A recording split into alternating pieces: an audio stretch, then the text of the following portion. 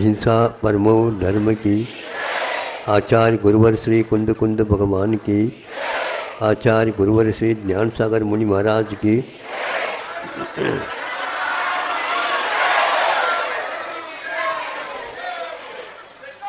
प्रातः काल बाहर जा रहे थे, बादल दृष्टि में आ गए और सोचा बादल अभी तक 2 महीने में काले काले नीले नीले कपोत रंग के थे।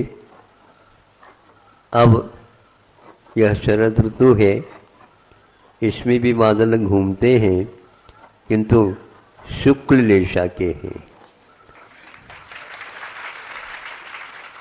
हमने सोचा बहुत उपयुक्त है ये। शुक्ल लेशा का अर्थ यह है हमारे पास अब कोई भी परिग्रह नहीं। जो कुछ देना था, देने योग्य था, वह दोनों महीनों में वर्षा हो गई, मन निर्विकल्प हो गया। उसी प्रकार यह जनता को देख करके भी ऐसा लगता है 16 कारण भावना रत्नत्रय और 10 लक्षण धर्म और भी एक साथ कराना चाहे तो कर सकते हैं। और ये लोग भी उसी प्रकार यात्रा के लिए निकले हैं शुक्ल लेशा को लेकर के।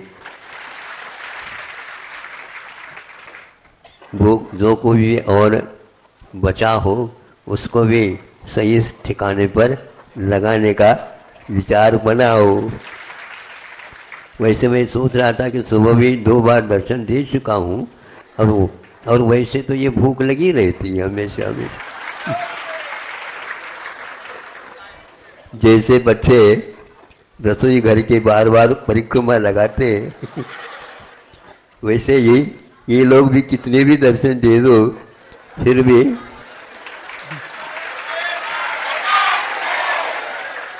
बहुत अच्छी भावना है, अच्छे भाव हैं और अच्छे ही आगे के भविष्य में हमारे संकल्प हो।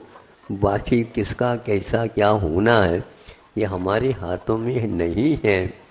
कर्मों के ऊपर आप विश्वास लाओ।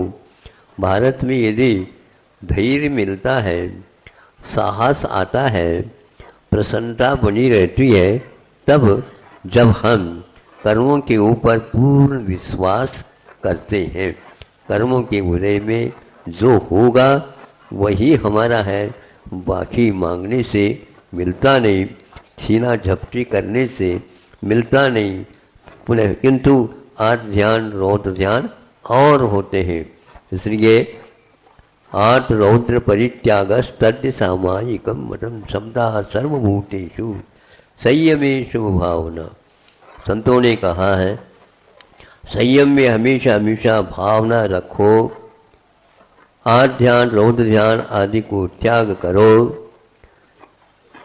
समता सब जीवों के प्रति बनाए रखो।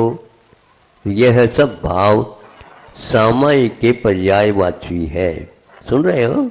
हाँ, आप अपनी दुकान में बैठ करके भी समता रख सकते हैं। हाँ, किंतु आप ग्राहकों के चक्कर में रह जाते हो। ग्राहक भी तभी आते हैं जब आपके पास पुण्य का उदय होता है। उसी प्रकार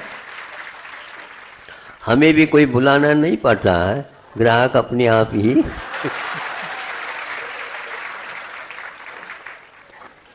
और हम सोचते हैं कि भैया इनका भी ऐसा ही कर्म उदय रहे ताकि यह आना जाना सत विकल्प को लेकर के हो।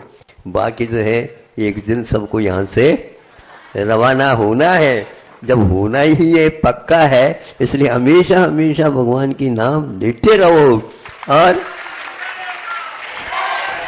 इसमें रोना धोना तो होना ही नहीं चाहिए। वो तो मिथ्या दृष्टि आर्त ध्यान करता है, रौद्र ध्यान करता है, वो रोता फिरता है, लेकिन सम्यक दर्शन होने के उपरांत पर्व इत्यादि को अपनाने के उपरांत हमेशा हमेशा प्रसन्न रहना चाहिए। पर्व का अर्थ क्या होता है? पर्व का अर्थ होता है भाग होता है। यह आपने पर्व देखा है गन्ने में प्राय करके दक्षिण में, महाराष्ट्र और कर्नाटक में, हाँ, तो वह पोर होते, जैसे उंगली में पोर होते हैं, पर्व को ही पोर बनाया गया है अपभ्रंश भाषा में। तो यह पर्व, इस पर्व का नाम क्या है? आचार्य ने कहा यह पर्व का अर्थ पुरुषोपवास का प्रतीक है। हाँ, हमेशा हमेशा संतोष रखा करो। और साधु संत भी हमेशा हमेशा संतुष्टो भट्ट पानेषु, संतुष्ट रहते हैं। एक बार श्रावकों के घर में जाकर के और जो उन्होंने दिया उसको संतोष के साथ स्वीकार कर लिया, 24 घंटे के लिए अब भगवान भजन करने के लिए छुट्टी। उसी प्रकार श्रावकों का भी है, भगवान के कृपा से हमें महाराजों का योगदान मिला, जैसा मिला उसी में संतुष्ट रह करके आगे भी इसी प्रकार के समागम की इच्छा रखते रहो। बाकी सब यही का यही रहने वाला है। ले करके क्या आए थे? मुट्ठी बांध करके आए थे, लेकिन जाते समय आपको खाली ही जाना है, इसलिए दे ला करके ही छोड़ करके जाओगे तो पक्का वहाँ पर और स्वागत के लिए पहले से देव खड़े हैं। सम्यक दृष्टि और संयमी संयमा संयमी, इनके लिए पहले से ही स्वागत द्वार तोरण द्वार बंधे हुए हैं, प्रतीक्षारत है। किंतु देवी सुख शांति की इच्छा कभी भी नहीं करना। इच्छा करना अपने लिए विशाप है और इच्छा निरोध हमारे लिए परम तप माना गया है।